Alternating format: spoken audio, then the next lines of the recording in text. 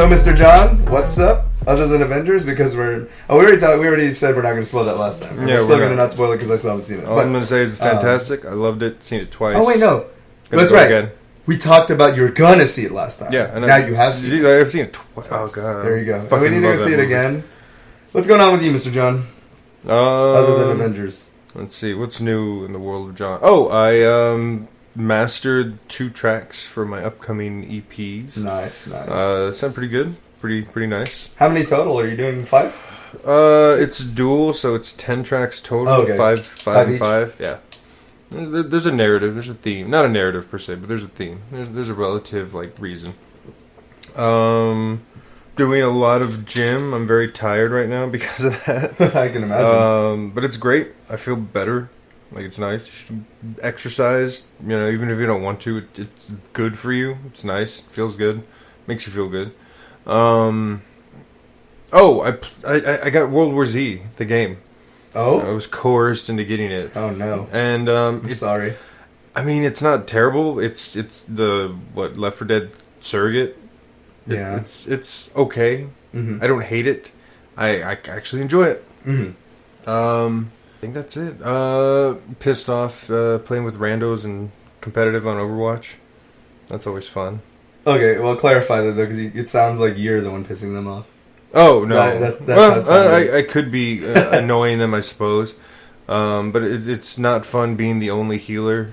If you do play competitive in Overwatch, and there's only one healer, please be another healer. Learn all classes. Just good to be well-rounded. That's true.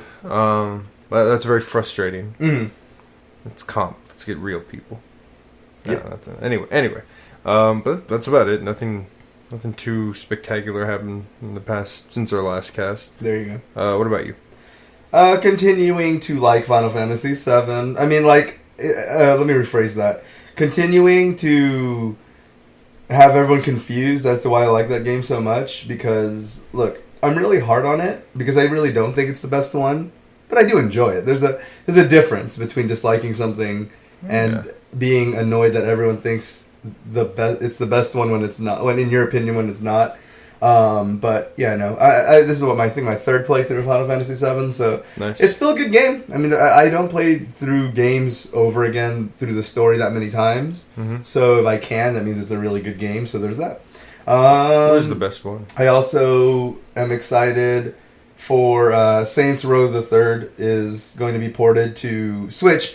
And I didn't talk about that before because for some reason I thought it was the fourth one because the fourth one really sucks. But yeah, I don't know, but the third is great. The third one's fine. The second one's the best one, but the third one's pretty good too. But yeah, it's getting ported to Switch. So if it runs fine and it's going to introduce it's going to bring couch play to the game for the first time. So that's pretty cool.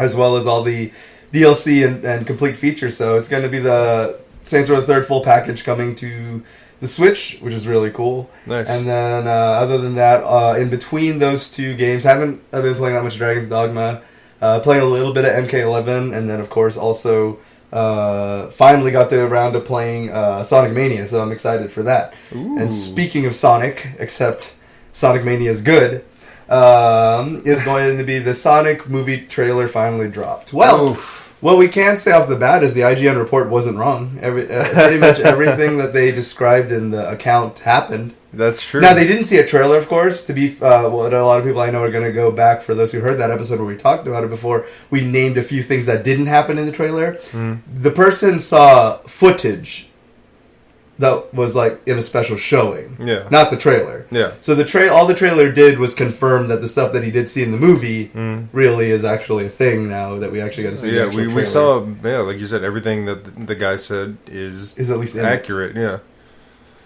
Go ahead. Oh man, I have a lot to say. I'm not the biggest Sonic fan. In fact, I played the Sega games back on the handheld way back in the day, and I loved that. Uh-huh. But I mean, I never really gave much time or thought to the series as a whole or the character. Mm-hmm.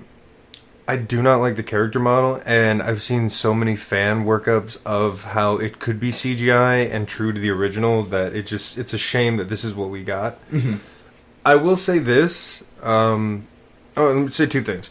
I don't like how when there's a video game movie or a cartoon or let's say Transformers, for instance. Okay. I don't like how they have to introduce it in the human world. Now, I know Transformers was in the human world. Right. But that doesn't necessarily follow with Sonic. Like, why does he have to meet James Marsden and go on this adventure with that? Like, right. The last time that they did something like that in the Sonic games, it wasn't good.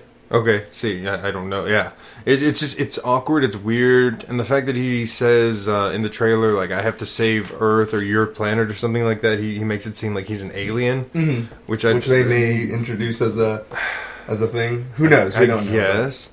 I don't hate Jim Carrey's Robotnik.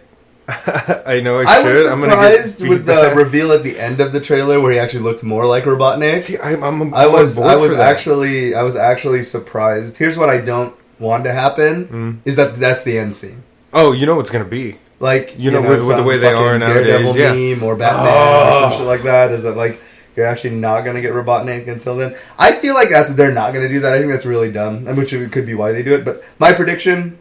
He's going to become Robotnik maybe like a third through or halfway through. See, I'm going to go counter there, and I think that's going to be the last scene reveal. He's going to, you know how they are these days. Yeah, that's possible. I like him like that though. That's what I'm saying. I feel like we're missing out on what could have been. Exactly. No, I agree with you wholeheartedly on that. What I was going to say is that the only thing like. The trailer does look bad. I mean, I'm going to say that people who think that the movie's going to be bad probably aren't wrong. Yeah. I guess it just didn't disturb me as much as it disturbed a lot of people. I think it looks dumb as hell. But what I'm hoping is to get... And I know that this is not something you get when you try to do it on purpose. Mm-hmm. But I'm hoping for something that's like The Room levels of enjoyable.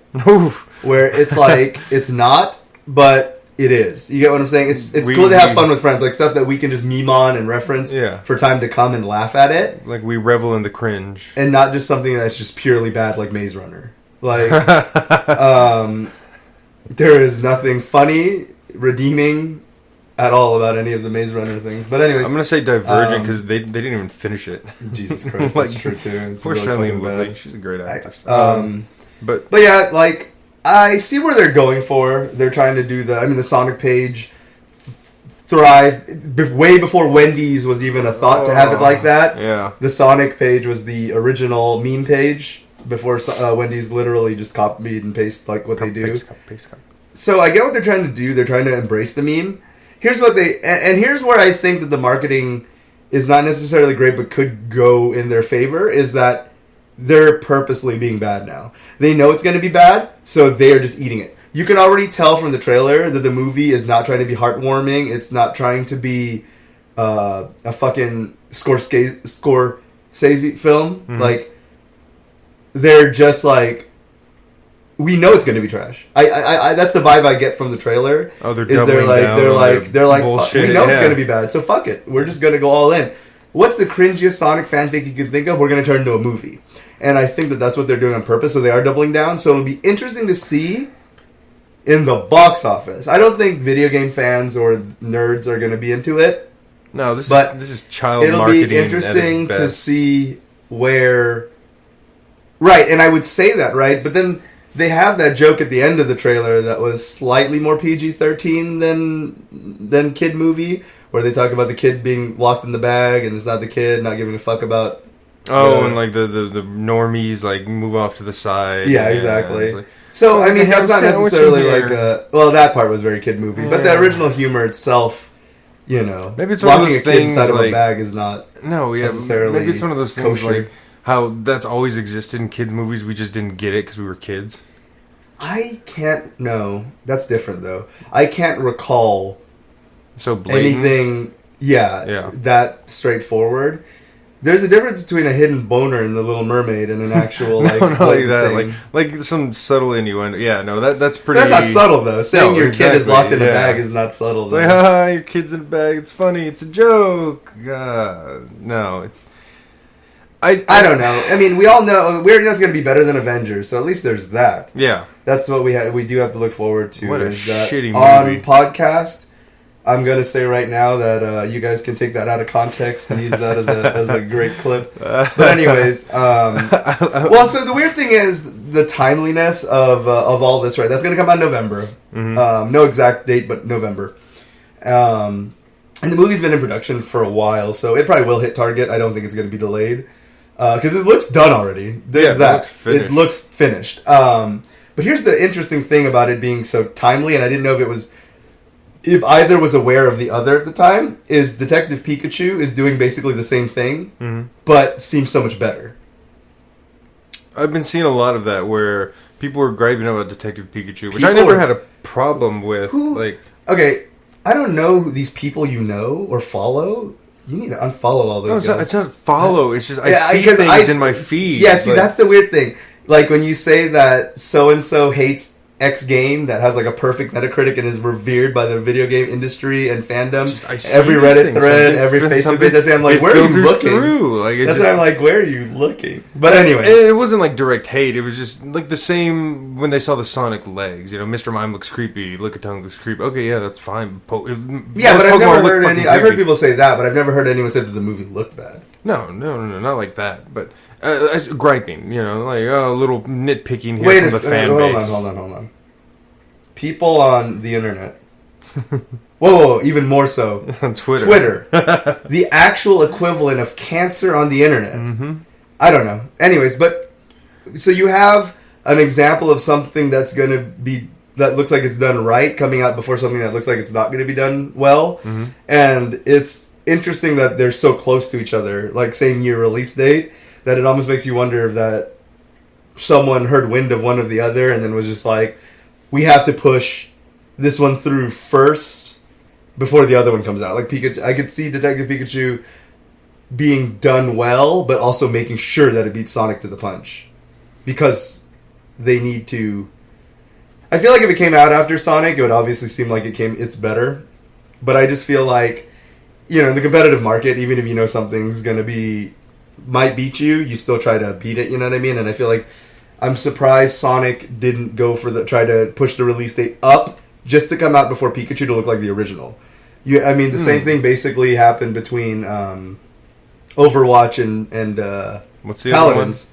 Is that, Oh, I thought you were going to say Battleborn. Why Battleborn? Battleborn came out way after Overwatch. I know, but those are the two comparative, the ones that only got compared to each other. And the people that you apparently follow, I guess. But in the rest of the world... That was the GameStop crowd. In the rest of the... Oh, Jesus Christ. So the most illegitimate opinions of all time. Those are hey, everyone who's John that worked at... Fuck you. Real gamers there. Yeah, y'all worked at GameStop. Y'all, I know, I used to also. But you worked there more recently than I did. I quit before you guys were probably born.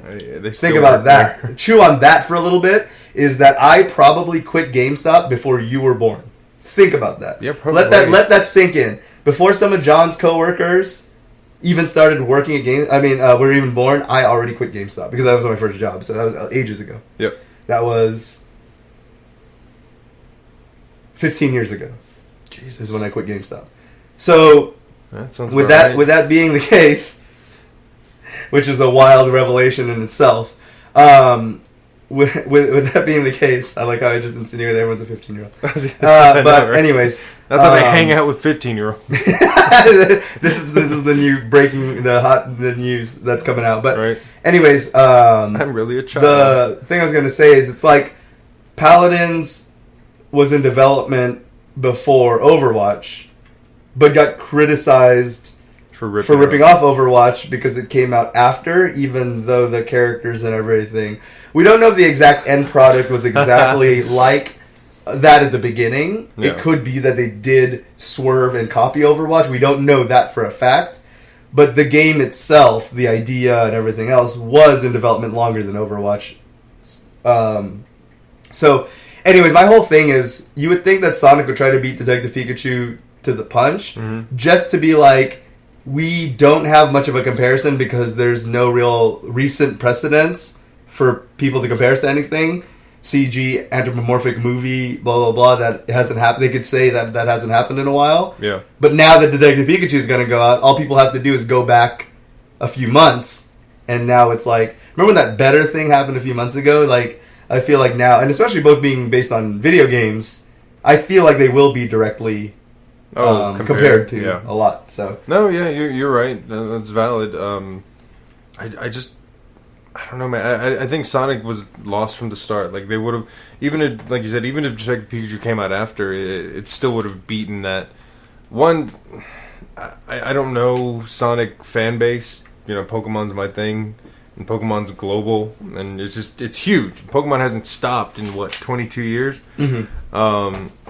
And Sonic, I know Sonic kind of got dead in the water there for a little while. Mm-hmm. So I don't think it was ever a fair race. Which is funny, Sonic losing a race, huh? But it's like you said, they're just doubling down on their shit, and it's very disheartening. My whole thing is I see what could have been. Yeah.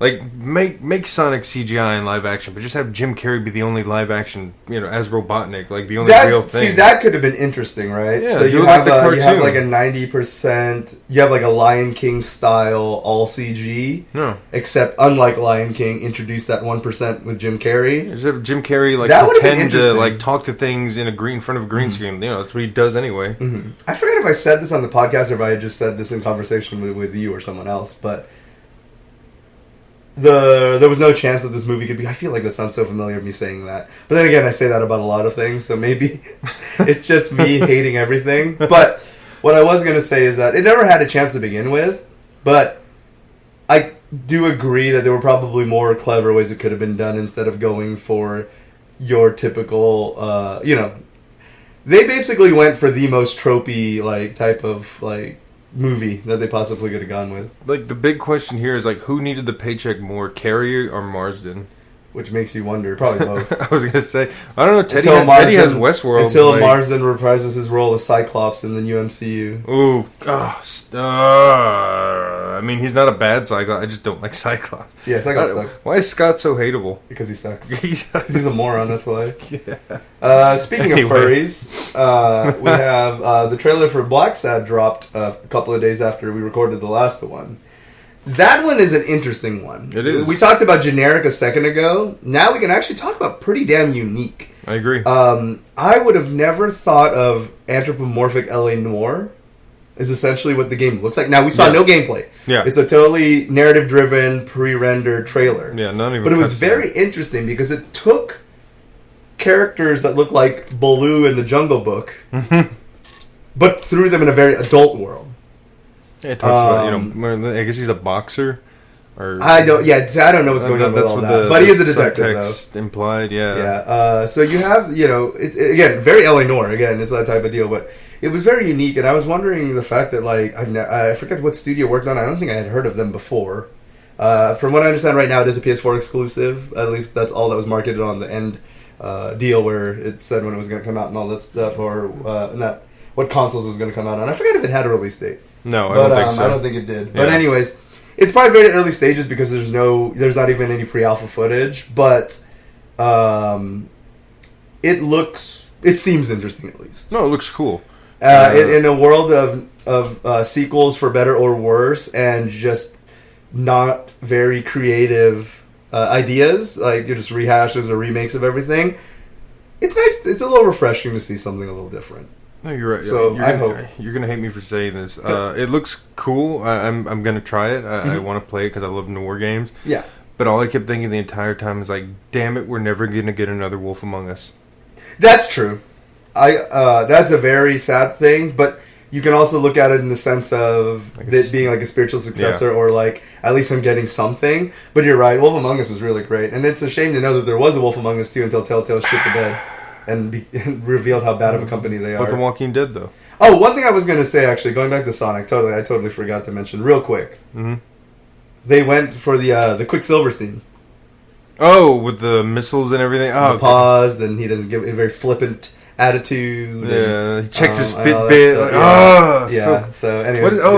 Let me just... And the fact that Robotnik has this whole erudite critique of...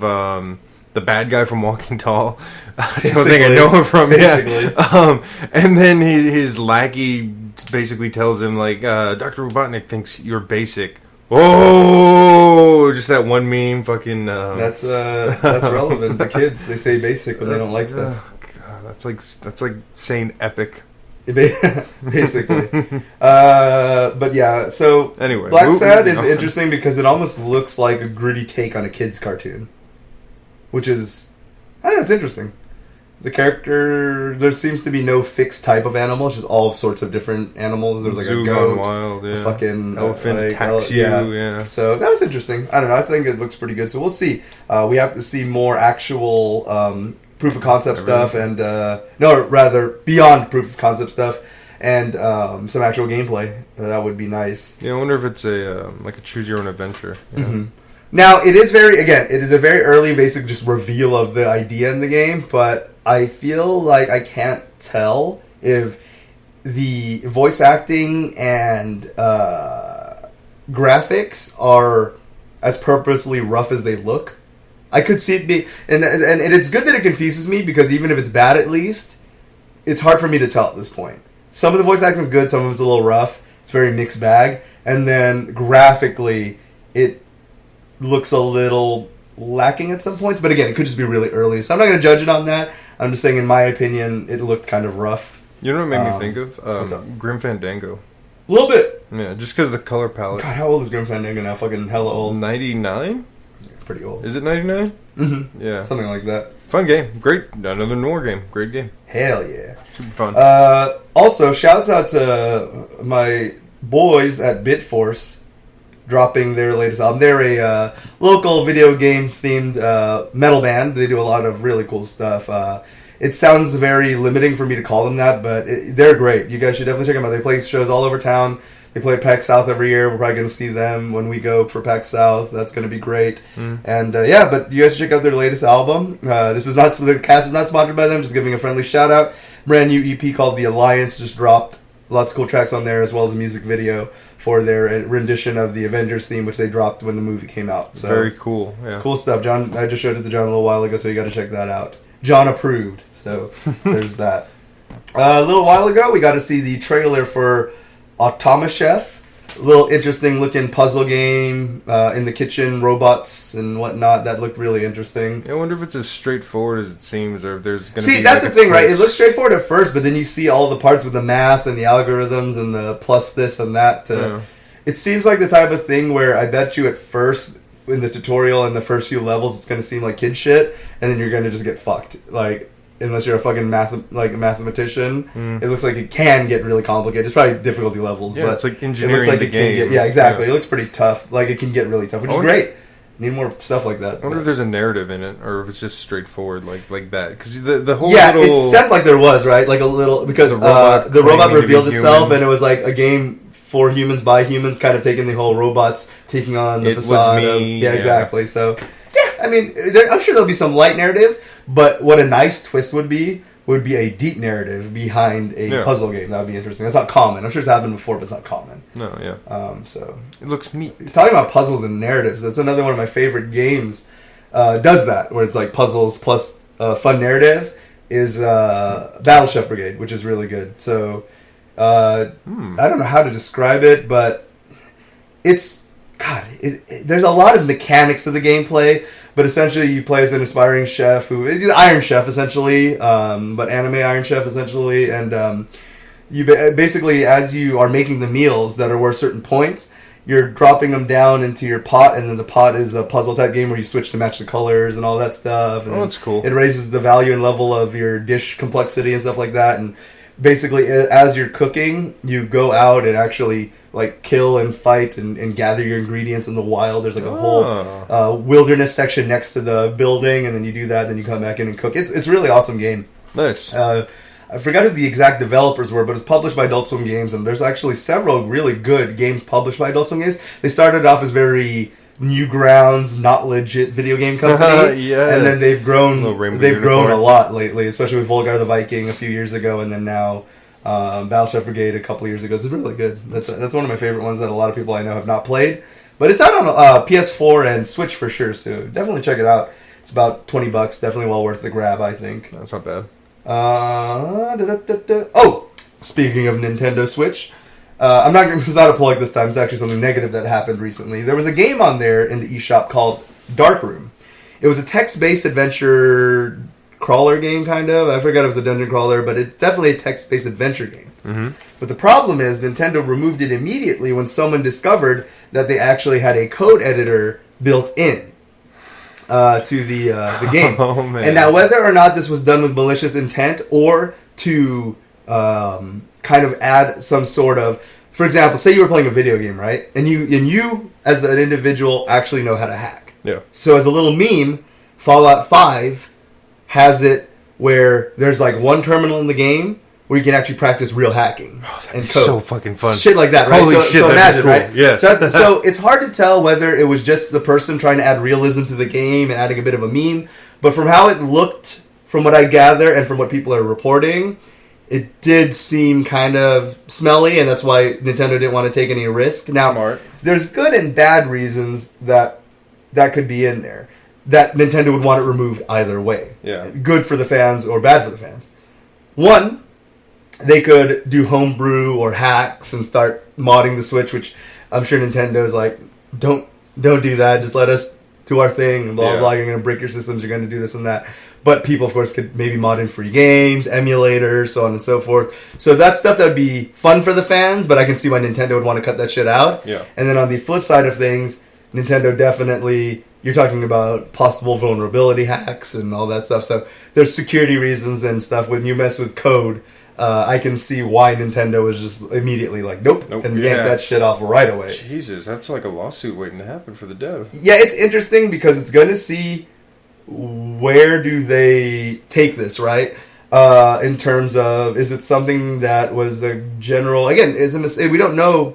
And of course, the developer would now never tell the truth. Of course, you just spin it as ambiguity. Yeah. But Nintendo did apologize for letting that... I'm not calling it filth because the game was bad. I didn't actually play it. But what I mean is any type of malicious thing under the shop I would call slop or filth. Malware. In there. Even, yeah. Now, they're not as bad as Steam and PS4 where they just let any piece of shit game get published there. And like they had absolutely no fucking quality control on either of those shops. Like... People think Steam's bad, but people don't understand how much trash has made it into the PlayStation Store since the PS4 launched. It's really fucking bad. Yeah. There's a whole shitload of fucking broken, non-working, or even shady-ass games on there. So it's like, it's really, really bad. Like, it's insane. Classic. But at least Nintendo's done a pretty good job of this being one of the first occurrences. This is when them being kind of like the slow turtle of the race kind of pays off in a way sometimes, because they do avoid some shit like that. Yeah. The Minecraft 10th anniversary is this year. That's insane to think of. Wow. Think about Jesus. that. Think about that. So, Pat from Cast of Super Beast, shouts out to, those guys who have been my boys for the last, probably since Minecraft launched 10 years ago. They're, Wooly, Matt, and Pat, Matt's not part of them anymore, but, well wishes. And anyway, so Pat, Cast of Super Beast made a very good point where they were talking about, him and Wooly in a few episodes ago were talking about how they felt old sometimes and being game community people in their mid to late 30s. They're still entertaining. Their fan base is kind of growing with them, but you have a new fan base that's kind of hovering in that same age group because the demographics of video games will always be towards younger people. Kids, yeah. And they were talking about that, and Pat said that the time that things became all too real to him, that he was old, was when he saw a meme that was actually not hyperbole, that was by a person that really meant this, that said, "I'm so glad I grew up on Minecraft and not Fortnite."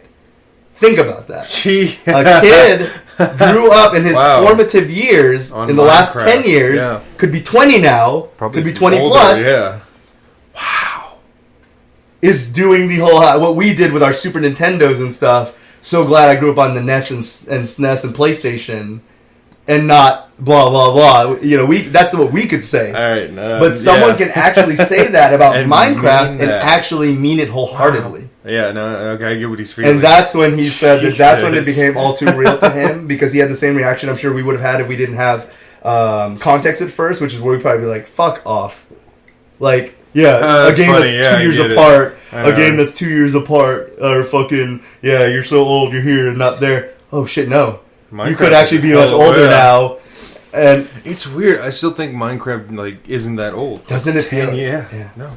What people have to understand is Minecraft in the mainstream is probably about 5 or 6 now. No, but as like a whole, but as a whole, video game, yeah. Because what people forgot, Minecraft has come a long way. Minecraft, when Notch first launched it back in the day, back in 2009, Jesus, it was a single player experience. Yeah, it was. It was just the ambient music, which Minecraft has a great soundtrack. Minecraft's cool. It was an ambient soundtrack.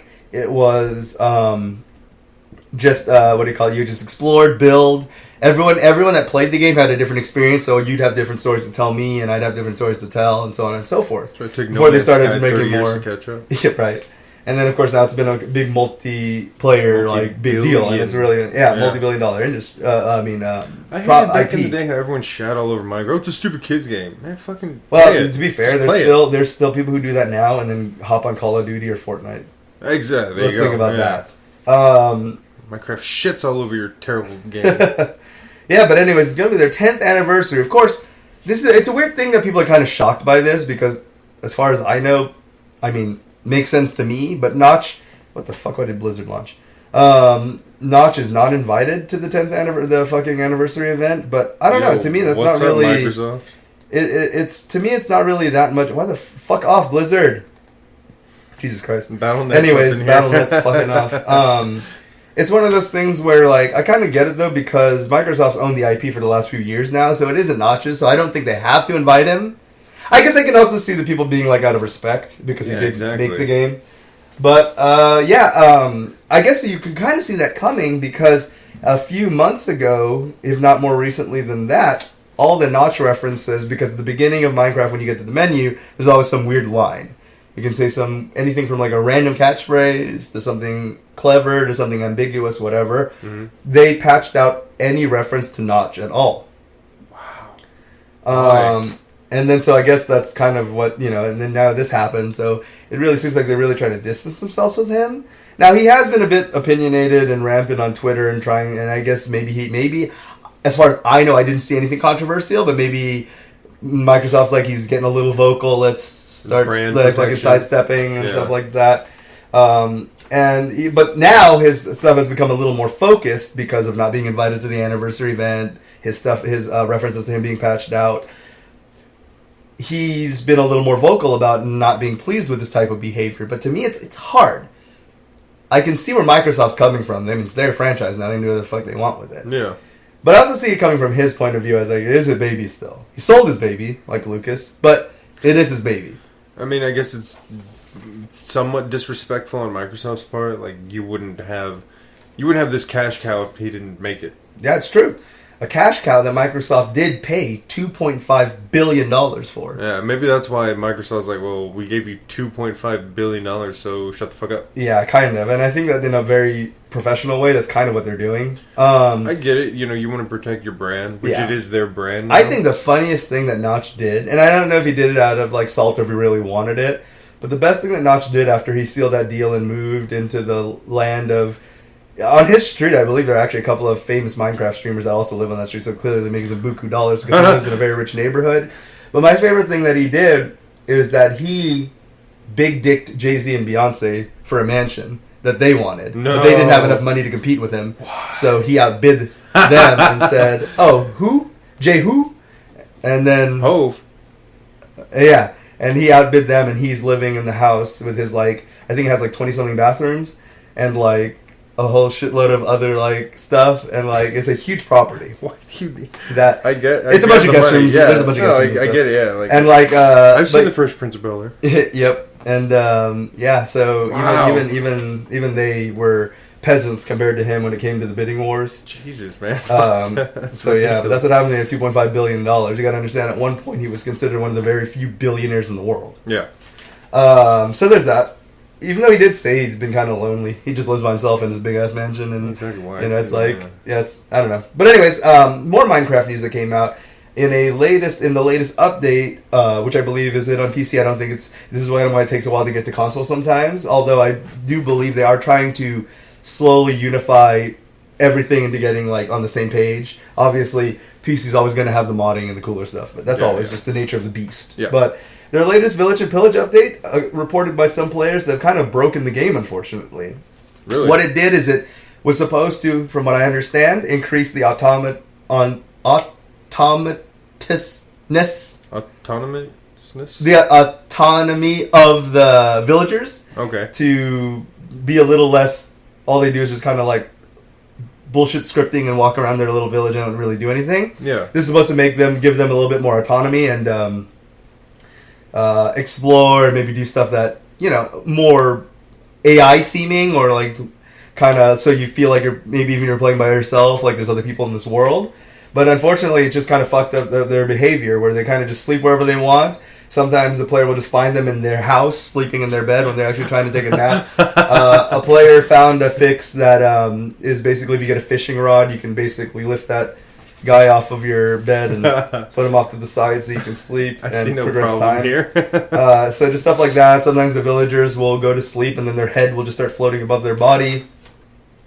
Just weird stuff like that. So for those of you, if any of you guys are suffering from that, apparently putting stairs in your property, the villagers can't comprehend stairs. So yeah, that's how you can stop villagers from getting inside your house. Yeah, I still don't hear an issue there. It sounds pretty neat, to be honest. Yeah, it's some people are kind of having fun with the breaking of the game and stuff like that. So it's kind of interesting. I got weird glitch. Cover of the X-Men thing. A glitch. Oh yeah, they did do a cover of the X-Men thing. You guys should check that out. They've been doing it live for a while. I think that's the first time they've officially. Anyways, they also found a weird glitch where villagers would breed before. That was always a thing. Yeah. But they would never do it. I believe that the player could see them or in the vicinity. They don't actually bone. They just weird hearts come out and then a little baby pops out. It's how you bred the little animals too and stuff like that. And apparently now the villagers will just breed in front of you now. Or like they just don't care if you like walk into the room. They used to have an AI that would prevent them from you ever seeing them do it. So you just like imply that they were doing it, but now it's just randomly breeding wherever the fuck they want for no reason. They really did give them autonomy. Yeah, they did. So, yeah. Apparently there's some like bitches. There was some there was one of the traders in a report of somebody was just like running around like just going ape shit and just like wilding out and just absolutely out of control. So again, where's the issue? More Minecraft news, actually. I don't think we've talked about Minecraft this much, but hey, why not? Ever. Or ever, actually. Yeah, I know, right? But the streamer Apollo from the Disrupt, Disrupt, what the fuck did I write here? Disrupt TJ channel? Whatever the fuck. Oh, it says YouTube. I'm a moron. Anyways, in the Apollo from the Disrupt YouTube channel, that's what I wrote. He did a really cool experiment that I wish I had either the patience or the sanity for. That he did 24 hours in Minecraft in VR. Whoa! And it was interesting what he did. So he streamed the whole thing, and he for 24 hours, headset on. A few times he did take a few power naps just so he doesn't die, and so whatever. But he reported that it was very interesting. Now, just to break down the time, decompress from that, Jesus. Right? Oh, and then that's actually, that actually we'll talk about that more in a bit. Okay, but basically, other than taking a few short naps with his gear on, not leaving, not taking it off to go anywhere, he just would just headset on, just kind of kudos. Yep, you go to sleep, and he mentioned, not he mentioned. Excuse me. Let me break it down for the listeners real quick. That 24 real life hours is 72 full day cycles in Minecraft. Whoa. But yeah, so he went from humble beginnings, doing what you need to do to get settled, all the way to going ahead and just fighting the Ender Dragon because he had all this time to do shit. So 24 hours to play of Minecraft, 72 days in game, like might as well fucking do shit. Yeah. So went everywhere from looking for diamonds to craft end game gear to fight the Ender Dragon. Which I believe he beat it. That part I didn't look too far into, but yeah, one thing he did mention that was kind of funny is that sleeping in game because of like when he would take a nap in real life, but obviously was staying in game, he would notice inconveniences that would make him more conscious about decisions he'd make when he plays the game now, which is like he built a chicken coop too close to his house, so when he was trying to take a nap and they were all fucking making all these weird noises and shit like that. So just things like you don't really think about in the game because when you go to sleep in the game, it's like and you're fucking asleep awake. Yeah. And then so Yeah, stuff like that. I thought that was very interesting when he mentioned, like, but he did say that after the experiment, he was, like, fucked up for a bit. He said real life time seemed so slow because the sun would rise and set so often in the game, again, 72 days in 24 hours, that his perception of time in real life seemed slowed down because the days seemed much longer. And you can imagine if you did that experiment for, like, imagine doing that shit for, like, a year, how fucked up you'd be. I like that you brought this up. This has always been one of my bigger qualms with VR. Mm-hmm. Like, you're going to lose your perception of reality if you stay... You get lost in the Matrix, essentially. That's brilliant. What's the streamer's name? Apollo. Kudos to you, Apollo. He's from the Disrupt YouTube channel, but I believe they had a Twitch too.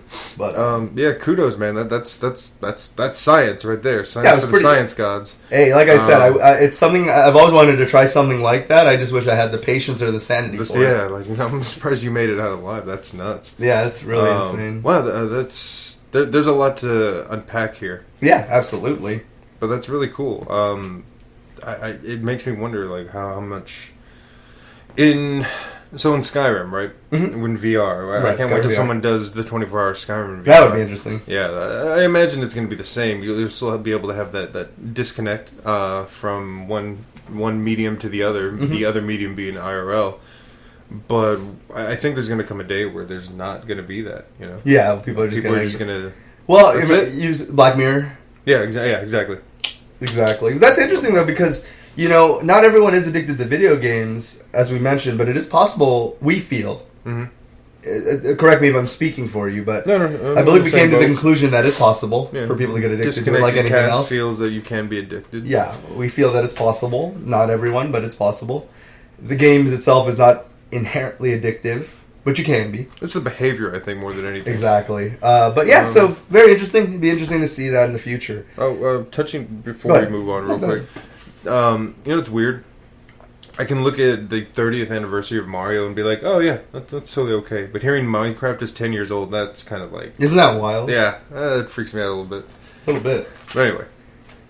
Thomas the Tank Engine has been modded into Sekiro. So the great serpent that you fight in the canyons and you're hopping around has been replaced to be Thomas the Tank Engine. As you can hear his whistle in the distance get closer and use that as a sound indication. Now, I don't think the song plays, but there's that. Of course, that had already been done in Skyrim as the dragon was Thomas the Tank Engine. But yeah, but this is still funnier. This is harder too. Yeah, exactly. It's a lot. Yeah, but apparently it's fully functional and still beatable. It's just distracting. Pokemon. Get that sweet Percy's eye. Pokemon Pass is launching soon. Apparently coming out May 11th. Cool. Or the first event is coming out May 11th. It was a little ambiguous. AKA, I forgot. But at first, right now, Pokemon Pass is a free app that you can get on Android and iOS. That is basically, at first, it's kind of like just your basic fandom app. Mm-hmm. Stickers, like little stickers you can use as like text reactions, wallpapers, and the like. But they are adding it eventually so you can actually use the app to get exclusive Pokemon at events. Kind of like how you would used to gather them on your 3DS or whatever. And then now you can... so the first event, it's going to make it easier for me to explain, is just to go ahead and give the idea of the first event. Is you can, starting on May 11th, you can go to Target and you can get Shiny Pikachu or Shiny Eevee, depending on which version of Pokemon Let's Go you have. Yeah, you get the opposite. And then you get the... I wonder if you could, or if it's based on which game you have. No, it is. You get the opposite. If you have Let's Go Pikachu, you get the Shiny Eevee. Oh. Yeah. That's cool. Because that's how fucking Game Freak works. That's true. It is. But I also thought it'd be cool because I want a Shiny Eevee, but I do like Pikachu, so that's fine. Yeah, I want a Shiny Eevee. But yeah, they did say that they're working on more uses for it to come down the pipeline, but very interesting. A little interesting incentive for people to get the app to go to these events and get said legendaries and special versions of Pokemon. He said I'm downloading the app right now. So yeah, no, I think that's interesting. Pokemon's always been, for better or worse, one of those people that do try to innovate on the market as much as possible. So turn the volume there's down. That. So the media doesn't go off. Yeah, no, I love Pokemon. You know me. I'm a huge fan. Anyway, let me do this later. But yeah, no, I have Pokemon tattoos. I'm a big fan. 22 years on now. There you go. Gen 1 for life, though, baby. I talked about it last time. My hot game of the minute, Katana Zero, reached 100,000 units in sales for the first week, so congratulations to them. Congratulations to the developers Hyperactive, and of course one of my favorite publishers of all time, Devolver, so congrats to them. Because of the movement that they were doing by giving out the free copies of Unity, Unity has been downloaded an additional 1 million times, so there's that. Again, not a fan of the game, but I do appreciate the movement, the whole Notre Dame thing and all that stuff, so that's really good. No, I'm not a fan. And DOA 6, of course, doing a pretty impressive 350,000 units for the first month. Wow. And so there's that. Respawn, talking about, for those waiting for Titanfall 3 to stop waiting because it's going to be a hot minute until that comes out. Respawn has all their teams focused on Apex Legends and Jedi the Fallen Order. So they did mention that Titanfall 3 is not canceled. It is going to happen, but it's nowhere in the near future. So whenever cool, whenever Elder Scrolls 6 comes out, you'll be able to play Titanfall 3. No, Skyrim 6, you're right. Skyrim 6, Jesus Christ. Skyrim 6 has already happened. I know. No, we're on Skyrim like 12 now. Yeah, I was going to say, we're on Skyrim a lot. But that's cool. I mean, good on them for at least addressing it and take as much time as you need.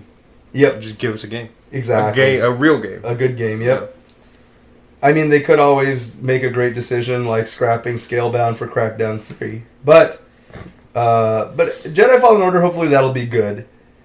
Two things that are always a scare that could fall through is they did promise that it's going to be a single-player narrative-driven game, but they didn't say there wasn't going to be microtransactions. So, and they didn't say that it wasn't going to be a game as a service. So, see, that has to be a caveat these days. Yep, exactly. It always could be. Sons of bitches.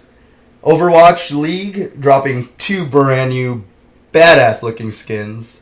One for Mercy and one for Lucio. You have Atlantic Mercy and Pacific Lucio, and they look awesome. Dude, I don't know how to fucking... so fucking cool. Those skins are really, really awesome. And of course, you can get them for 200 League tokens each. People, of course, once again, throwing Overwatch into the camp of pay-to-play, or not pay-to-play, but selling cool shit to get more money past the $60 from users. And now...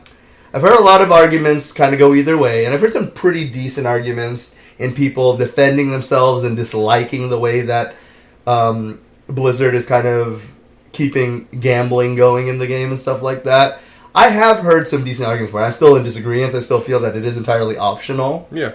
Unless, of course, you just have personal compulsions that like cause you to not be able to control yourself and buy shit you can't afford, or keep buying it until you get a skin because you have mental issues. That ain't on Blizzard. That's exactly. But with that being the case, I look at it this way.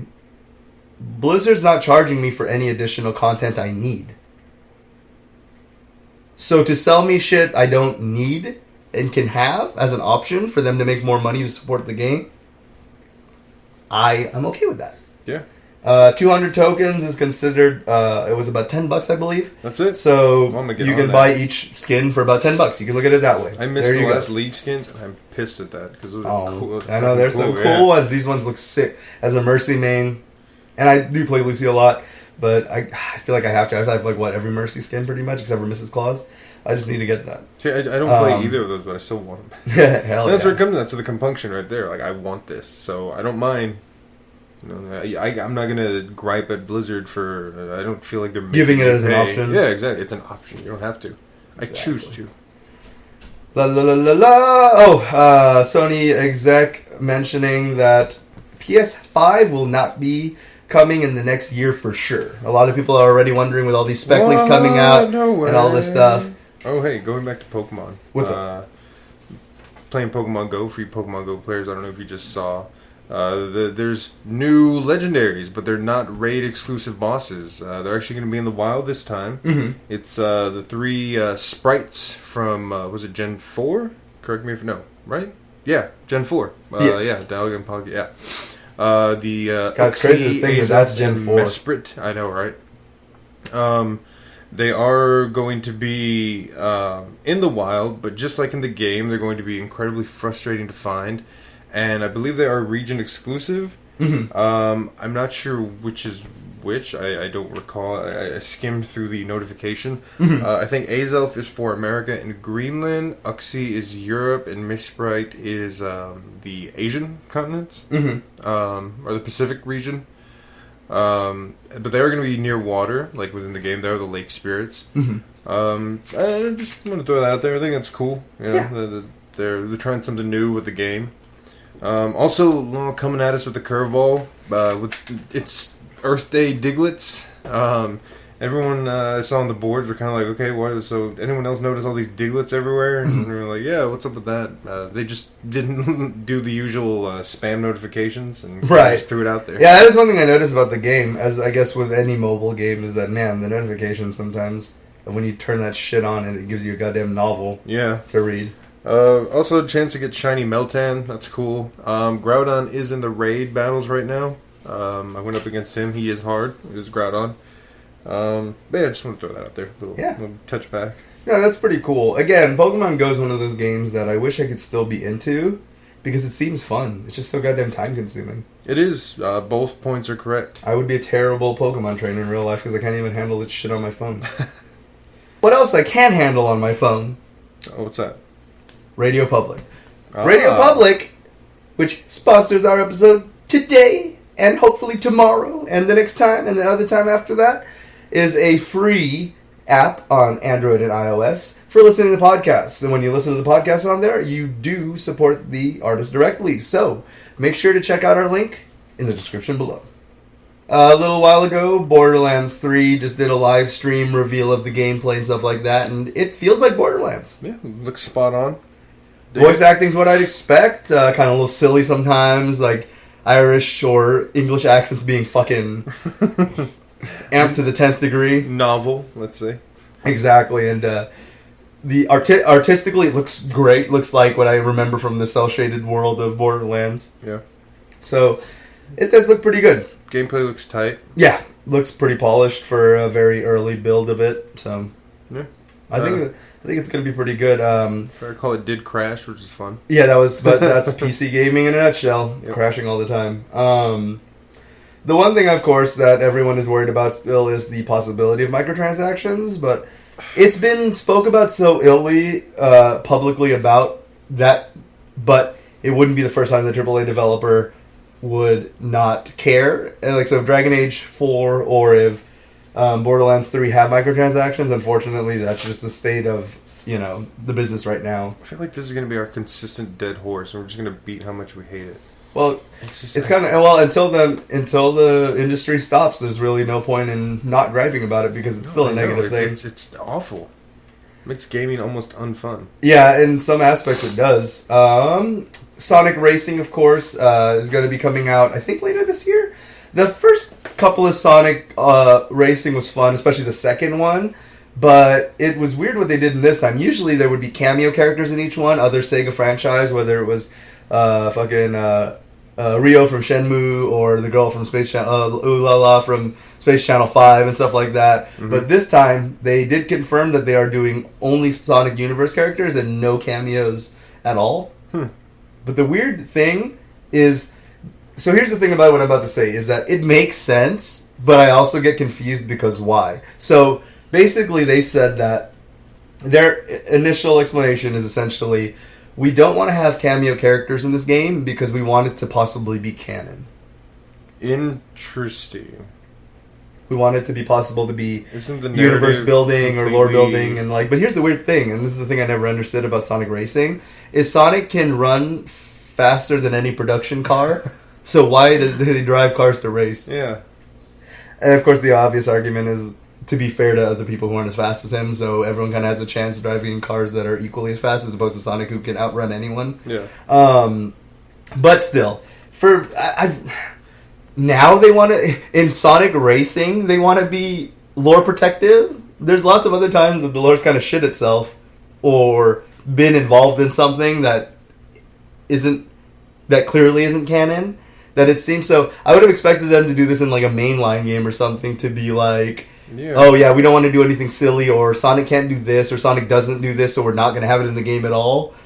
That, like, then I could see that, but for it to be in a clear spin-off, like a fun, like, Mario Kart, the actual, that there's like a consistent narrative in Mario, but it's not like, I don't feel like Mario Party or Mario Kart would be canon to any of that shit, even if there was. I mean, aren't the racing games just, I hate to say it this way, but every racing game seems like it's just been a clone of Mario Kart. Mario Kart was so wildly essentially popular. exactly, and everything Racing, basically is Spyro, Diddy Kong Racing. All of that stuff are basically exactly, for better or worse. There are a lot of clones. Yeah. And the second Sonic, the Racing Transform one or whatever, was pretty fun because what it did is it added a twist that I saw there first that Mario Kart actually took in the Wii U version of Mario Kart, which was 8, I believe, which is the transforming vehicles. Yeah. Correct me, actually me if you will, but I believe I saw that in Sonic Team Racing first before Mario Kart 8 introduced it. I think you're right, yeah. It's interesting. But I really loved that because you were able to introduce these different environments so the car would transform to a boat in water or a plane in the sky levels. Like, I thought that was pretty cool. Yeah. So, I hope that this one's at least fun. I really could care less. I honestly would have liked it better probably if there were other Sega cameos, like the character from Knights or whatever. But, oh well. It's an interesting reasoning. That's what I found. Do you think it's going to launch in tandem with the movie? Be a November release or like that would be interesting. I could see that. Just for marketing reasons. Yeah. Or they just might do a tie-in game, but hopefully not. James Marsden's a cameo. Oh god, he's the voice of Sonic. Oh god, what if Jim Carrey's character is the Robotnik model? Oh god, he could be. I'd definitely play that game. MK11 dropping a big patch recently. I believe it should have fixed the problems with the tower with some balancing and the crypt. But good. Even if it didn't, so again, correct me if I'm wrong on that one, but what I do know for sure that it did is, as an apology for that part of the game coming out kind of shitty, they did give everyone a bunch of currency shit. 500,000 coins, 500 hearts, 1,000 souls, and 1,000 time crystals. Whatever the hell the monetary equivalent of that would be, I believe was like $10 or some shit like that. So it's not like it's a lot, but still, 10 times however many million copies it sold. Yeah, they didn't have you could look at it that way, and they didn't have to, exactly. So if that was in tandem with the fixing, cool. If not, at least still cool that they at least did a little apology gift. Thanks, so, NetherRealm. Good on them. NetherRealm's good stuff. I believe that they gave you enough to go ahead and get the 2 premium skins that are out right now, and I think that's why they did that exact value. Is so you can go ahead and they basically give you the skins without giving you the skins because you have the choice to save them for something in the future if you want. Smart move. Nintendo Switch Online has hit 10 million subscribers. Nice. So congratulations to them. Although, please Nintendo, I understand that it's really hard because why? If you put me on the board right now, I couldn't give you a much better answer. But what I will say is that they have to think of a way to make it more bang for the buck. This thing is like, with PlayStation, Xbox giving you hundreds of dollars worth of premium games every year. There's the Nintendo Switch Online. I mean, the NES Online thing is kind of fun, but need more value. Yes, it's only $20 compared to $60 a year.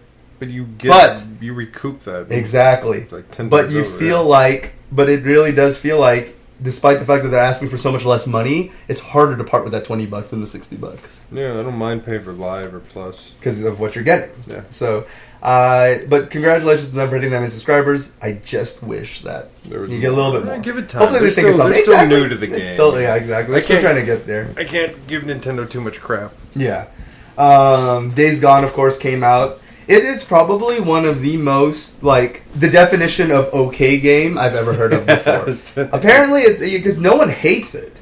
It's okay. But nobody definitely thinks it's the best game. Yeah, that's the response. It has a lot of good ideas and a lot of ideas that fall flat. We could get into the whole graphics lie thing, but I mean, at this point, PlayStation kind of you have bad examples like Killzone where they straight up lie. But at least with Days Gone and Spider-Man, they never said that the footage showed at the conferences was going to be the final in-game footage, at least. Unlike Killzone, which did say that. A little par for the course with Sony. Yeah, they learned. They don't say it now. They just put it out there and leave you to speculate. Mm-hmm. But yeah, I mean, apparently, so one of the gripes I heard, and a lot of these ones, I didn't actually play the game, so I'm hearing this from second-hand account of Jim Sterling from the Jimquisition, but He basically was talking about how one of the biggest things is at first the zombies seem pretty cool because they do come to you in hordes. Yeah. So you got that Train to Busan kind of like, oh shit, there's a lot of them, so it's a little scary because they're just like coming at you in a big deal. Yeah. But apparently they're so like conflict. Pretty much, you can play the whole game with basically never having to fight a zombie because you just got to be smart and not a moron and just run into the middle of a area that's running. You know, how do you survive this horde? Wait for it to leave. Yeah. Then go get the item. So there's a lot of that. You don't really get faced with a situation in which you feel that it's necessary without being stupid to get in there. Okay. So that's one of the things I heard. Another thing I heard, of course, is the gripes with, and this is the problem, sometimes realism can be cool and other times it can be a pain in the ass. For example, Cowboy Simulator or Red Dead Redemption 2 is one of those things where you basically clothe, feed, bathe, your little cowboy man is basically become a paper doll that you take care of and play with. That it was hard for me to have fun with the game because I was just like, God damn it, this idiot's hungry again. Oh, he's cold. I gotta go fucking back to the thing and change out his coat. That's cool, but to me, give me the option to turn that shit off. I just want to play a video game. Yeah, exactly. I'm not taking care of a Tamagotchi. Yeah, that's what I hated about was it San Andreas? A little bit, yeah, but San Andreas, it wasn't imperative that you. It wasn't as naggy and how often you needed to do it in Red Dead Redemption versus San Andreas. Yeah, no, I was just spoiled back then. But yeah. So, anyways, the realism here that kind of like eats shit a bit is the fuel thing. Fuel is scarce as it would be in such a post-apocalyptic world, but the problem is, anytime you do need to use your motorcycle and you need to fast travel, you do have to have X amount of fuel. It's just annoying.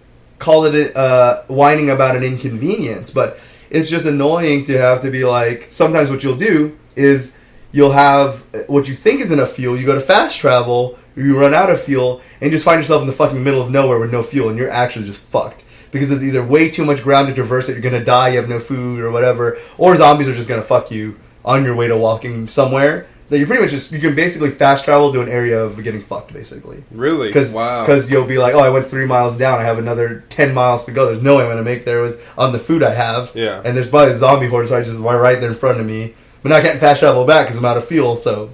Ooh. Reset. But see, again, you shouldn't have to soft reset a game or fucking load a save just because you fast traveled. Yeah, see, that's why we play video games. It's escapism. Exactly. Like, realism is nice, but that's too real. Mm-hmm. Apparently, combat-wise, it's fine. Nothing. It's fine. But that's the thing. A lot of people... I like... Again, I have to quote Jim again. This is from other related topic, but I always loved it when he said it, because to me it stuck with me in the sense where like I agree with him, where he said that it's worse for a game to be blatantly mediocre than just outright bad. Yeah.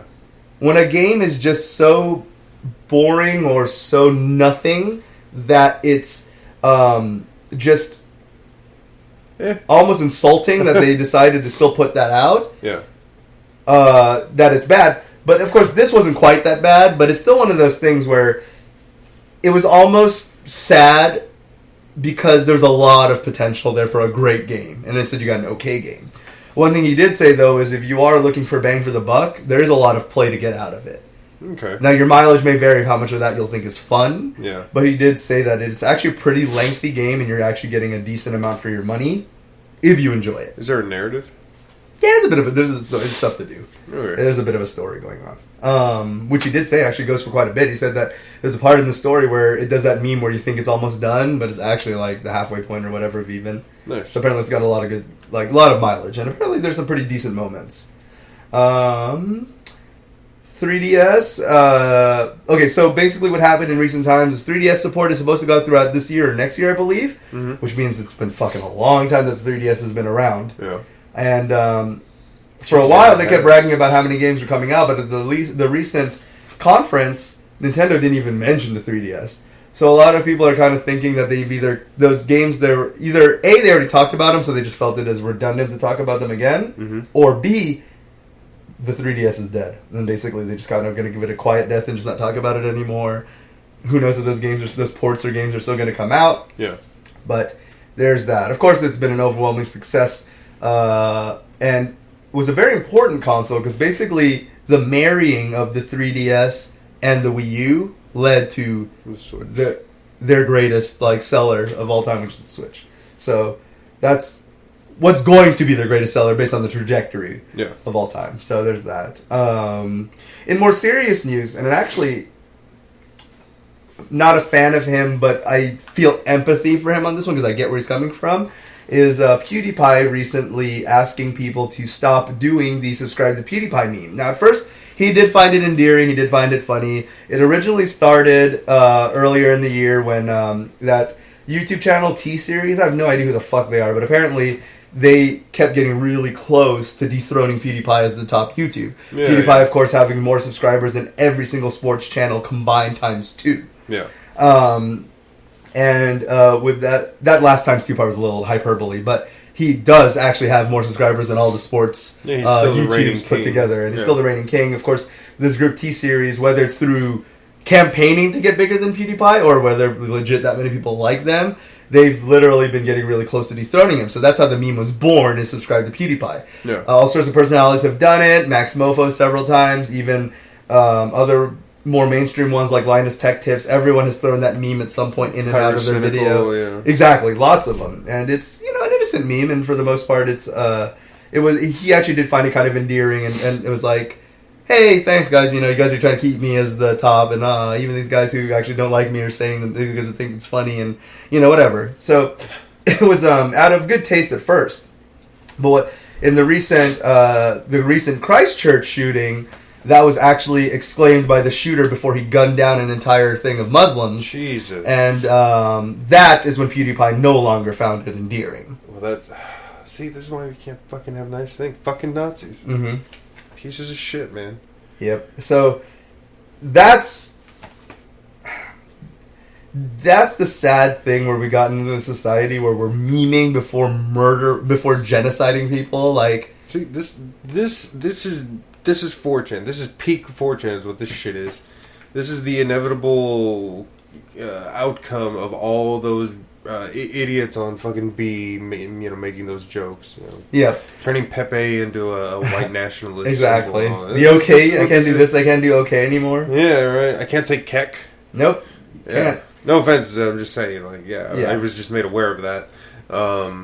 This is what that is. Like, this is why we can't have nice things. Essentially. This right here. Yeah, fucking so Nazis. I totally support PewDiePie's decision on that, and I get where he's coming from. He needs to distance himself from that. Imagine if you don't know who PewDiePie is, and then you hear that fucking shit exclaimed before, because now PewDiePie's already had several controversies at this point. Especially Nazism, and so, with, Wall Street Journal not doing their homework, and so with all that being said, this just adds on to the pile of bullshit that he's kind of having to deal with. Yeah. So I definitely see him be like, please stop. Like, it's not funny anymore. It's not. That's like, fucking... And ever since that incident, it's very not funny that, like, it's, I don't know. Call it what you will, being soft, being whatever, but I just don't think it's appropriate. Being rational? That, exactly. It's just sad because, you get called a left-wing cuck for, like, feeling bad for people. You know what I mean? Like, to have emotion or to feel... I don't get that political into it, but, it happened. It sucks that we live in this thing where I have to kind of clarify with people that... I shouldn't have to. We fought a fucking war to stop Nazis. Like, what? Yeah. Anyway. More not great stuff in related to video game news is that Rick Fox, former Laker...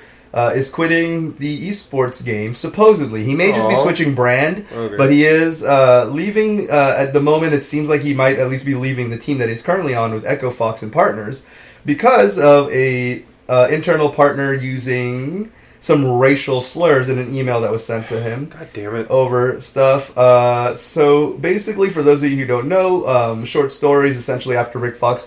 back in 2015, Rick Fox had already been retired for a while, saw money in the esports game before it even really exploded, when it was blossoming. So he got in there at the beginning. He bought a League of Legends team for $1 million back in 2015. That was his first venture into it. Wow, not bad. Eventually, the brand started growing, and they got a partnership with Vision Venture, clearly corporation. It's just the name of it. And they backed him with $38 million in support. So they've grown very big since then. They've gotten into other stuff other than League. They've gotten into CSGO. They've gotten to Smash Brothers. Hell, one of their biggest brand names, Sonic Fox, one of the greatest fighting game players of all time. The thing that's, amazing about him, outwards, totally open and furry, and just embraces it. Even wears his gear sometimes at some tournaments and still whoops on people, despite the fact that it's really hard to play in that stuff. Yeah, good on you. And he is the man right now in fighting games over the last couple of years. He's just grown to, and he's part of that brand too. But now, after, not wanting to put up with it and being very discouraged by the language used in that email, Rick Fox is at least leaving that and may do something else, or it may have just destroyed his passion for the industry. But despite the fact that the supposed parties have been voluntold to step down, essentially, it still doesn't quite rectify it's like what we were saying the other day about the guy who got accused of using the slur. Yeah, exactly. So I'm about to go off. Like, I can't go off. Oh, I get you. Okay, I see what you mean, because it would just be almost inappropriate. It would just be a rant, like just another rant. It wouldn't be conducive to anything. It's just this is why we can't have nice things. There's shitty people, and there's still shitty people everywhere, and it's very disheartening. I see. Because Rick Fox is a nice guy. Yeah, no, he's a good man. Yeah, and cool that he got in there when it was just a blossoming little bud, so that's really cool. You fucking dicks. And now we get to our final topic. And we're going to talk about we're going to talk about our final topic, and before that, remember that if you have any comments, questions, anything about that and you want to get a hold of us, you can always hit us up at disconnectedcastmail@gmail.com. Once again, that's disconnectedcastmail@gmail.com. And our final topic is an interesting, bold claim that Epic Games executive and leader and head Tim Sweeney said. And here's this big balls claim, basically, that he just came out. Okay. Is it about he Rocket said League? That there's that. But he did say that if Steam will price match what they give the developers, because remember, Epic Games gives the developers a bigger cut. Yeah. They only take 20%, I believe, so they give the developers 80% of the revenue, which is amazing. Yeah. They said that if Steam steps up to the plate and does give pay their developers the same that Epic Games does or better, that they will stop getting exclusives. That's a heady claim there, sir. And of course, as you just mentioned and alluded to just a little while ago, it had been revealed that they had actually picked up Rocket League as well. Psionic, the developer, they picked up their big franchise, one of the most popular franchises out there right now in sports games, of Rocket League, adding it to their already growing roster of Borderlands 3, Outworlds, Division 2, Metro Exodus, among other things. So they're just getting all these huge franchises and getting them exclusive to them. But they did say that if Steam, starts treating the developers well, that they will take their foot off the gas and let them catch up. Damn, bro. Going on with the Rocket League news, they did mention that this is going to kick in, the acquisition will kick in late 2019. Mm-hmm. And the game will be removed from Steam once that does happen. Ooh. The game is purchasable from Steam by now, and if you own it on Steam, the support will continue, but you can furthermore no longer buy it on Steam past an established date to be given in the near future. So, funny, we were just talking about that last cast, how that can happen. Exactly, it's wild, right? Just like that. And so, but Psionic did say that if you do own it on Steam or want to go ahead and grab it now, do so, because you will be on the same level. You will not be behind on updates. You will not drop support. They're going to continue to support the Steam version. It just will no longer be available to buy past said Damn, date. Steam, how's that feel? That's wild, man. That's one of the big sellers on there, so that's very interesting. Rocket League's hella fun. Mm-hmm. Can your cars dab now? The thing that's interesting about this, and the reason I made this the main topic, is it's very hard to tell if this is all a PR pulling the wool over our eyes, or is Epic Games really good guy? Tim Sweeney does want to... He said that he's advocating for better health and better environment in the industry, and this is why they're making moves like this. Yeah. He says that what a lot of people are shining in a negative light of them grabbing all these exclusives, he said is a bit misconstrued in that people don't quite see or understand yet what the Epic Games brand is trying to do, and that they're grabbing exclusives to force the hands of people like Steam to let up a bit and treat developers better. Yeah, this dude about to end up face down in a But pool. is it, I know, right? But is it true? Or is it easy where you can make a promise like this or a claim like this when you know the other team won't give up? Because can Steam, in the downward spiral they've been in the last couple of years with all the controversies that have been happening, can they afford to pay the developers more? We don't know. They probably can in a literal sense. Yeah. But in time, would that diminish? Would they eventually end up like Telltale Games if they continue to... So it's one of those things where it's hard to tell. Maybe over time. You can never tell when a corporation tells you something like this. Yeah. What they're showing reflects this. I can't. I don't know enough about Epic Games to give too much of an opinion. They definitely haven't sent like the good guys in the last existence. So, I can speculate. All the moves they're making seem to be benevolent. Mm-hmm. I don't know if Steam will take the bait though. Yeah, we'll see. I'm pretty sure they could afford it. Financially. If they take the bait, and then Epic Games pulls through with their promise, it'll mean one of two things. Mm. Epic Games is genuine and they really are trying to make the video game industry a better place, or they didn't expect Steam to fucking bite in. Right? They're like, oh shit, and start panicking and lose all their exclusives. Either way, I think Epic's going to come out looking clean. They will, and that's the thing, It's always, you see industries go one way or the other. You have really fucked up examples like Anthem, which actually looks like the support might get cut early. What a surprise. With the roadmap being pushed out, like we talked about last time, they're just starting to lose investors in support with the way, it'd be too much money. They basically have to remake the game because the loot system, it's a loot shooter with a loot system that's busted. Yeah. And they basically need to essentially remake the game. You know how much money that's going to take? Anthem's one of the most expensive games of the last decade to come out. And they're basically probably just going to end up having to cut it short. They're probably going to release some stuff because they do have to release some sort of version of the roadmap that was promised, but they don't have to. It's the risk you take with games as a service. Yeah, but release it to who anyway?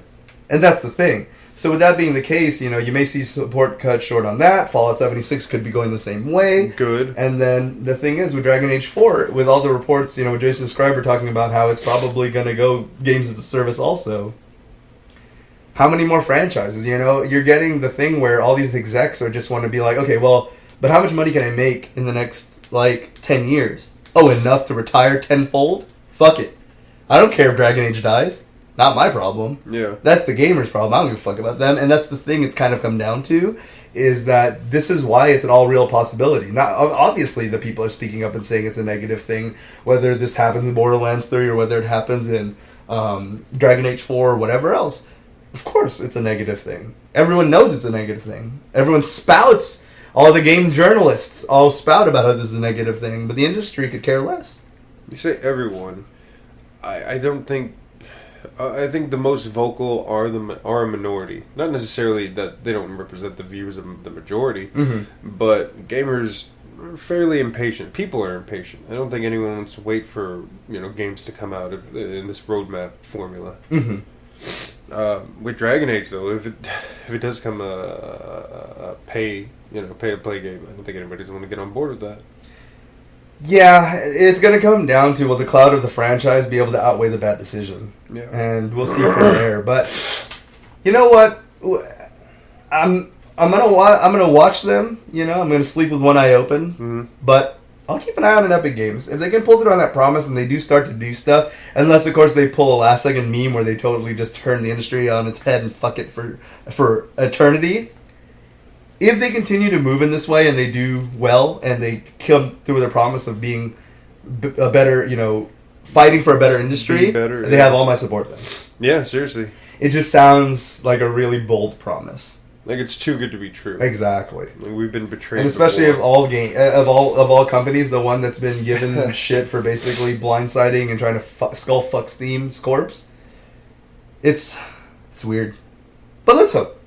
Yeah. Let's do it on that. And where can our lovely listeners find you, Mr. John, on the internets? Right now you can find me at EvilDeadGuy on Twitter and at DisasterMan_music on the Instagram. Anything coming out? A lot of mucus. Sorry if I sound nasally. My allergies just I know, kicking my ass. just fucking started coming in all of a sudden. Yeah, man, just out of nowhere. Nothing on the horizon quite right now. Patrick, where can we find you? You can find me on at ZDRocker on most social media platforms, spelled one way or the other, usually all lowercase and all together. You can also find all my projects at SlamasianEntertainment.com. You can find all the episodes of the podcast, past, current, and future at DisconnectedCast.com. And until next week, we will see you guys then. Until then, take care. Have a good one, y'all.